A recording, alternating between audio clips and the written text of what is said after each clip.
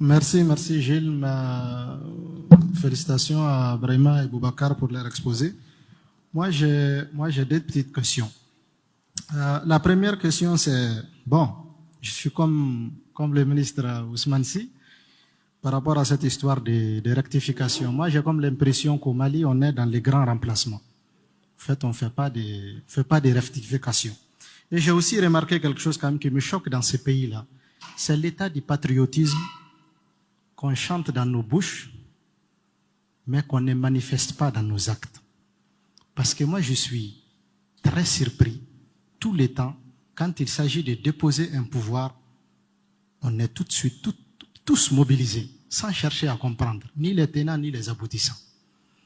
Mais je suis encore plus sidéré quand je vois que les boulevards de l'indépendance ne se remplissent que quand on veut dégager des gens ou quand on veut les déposer.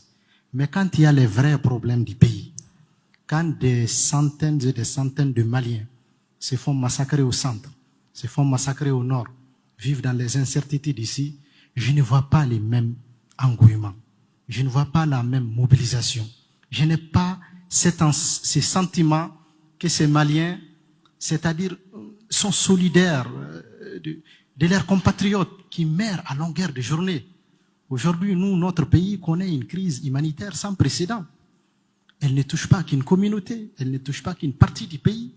Mais tous ces grands chefs, qu'ils soient politiques, qu'ils soient religieux, qu'ils soient intellectuels, qu'ils soient hommes d'État, ils sont où? Pourquoi ils ne parlent pas? Pourquoi c'est quand on veut juste déposer un pouvoir qu'on va au boulevard de l'indépendance? Pourquoi on ne va pas là-bas pour dénoncer les vrais maux qui touchent nos populations et notre société? Ce patriotisme-là, c'est comme ça qu'il doit s'expliquer. Donc, vous qui avez côtoyé, pour Boubacar qui a côtoyé un homme religieux qui est très coloré politiquement, qui pèse sur la scène politique, en tout cas au Mali aujourd'hui, c'est quoi sa vision par rapport à ça? Est-ce que c'est juste les grands remplacements ou la course au pouvoir qui motive les gens? Ou bien c'est réellement les maux de la société que nos concitoyens vivent à longueur de journée qui motivent tous ces milliers de citoyens à aller sur ce boulevard de l'indépendance? La même question aussi, je la pose aussi à Brahima, qui a un moment côtoyé quand même les différents chefs du gouvernement qui nous ont conduits ces dernières années. Ma dernière question, c'est par rapport à la vision, c'est-à-dire, c'est quoi la vision même que nous avons pour notre pays aujourd'hui?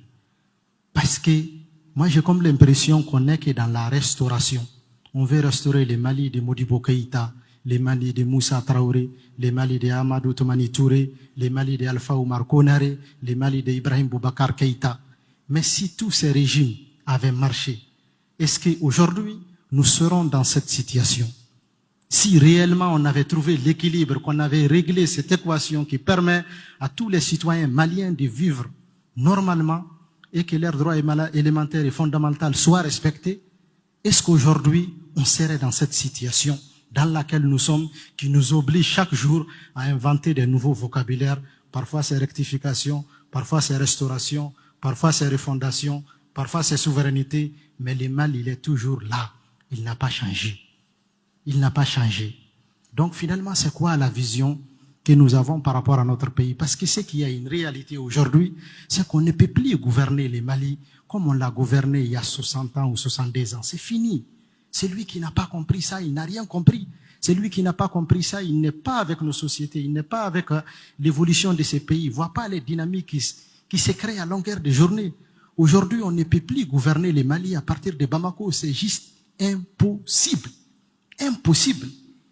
Il faut qu'on ait une nouvelle forme de gouvernance qui va permettre aux Maliens de se retrouver partout où ils sont, dans leur territoire, avec une administration libre de proximité, qui prend au quotidien leurs problèmes, leurs soucis, leurs manquements, qui répond à leurs droits élémentaires et fondamentaux. On ne peut pas les faire à partir de Bamako.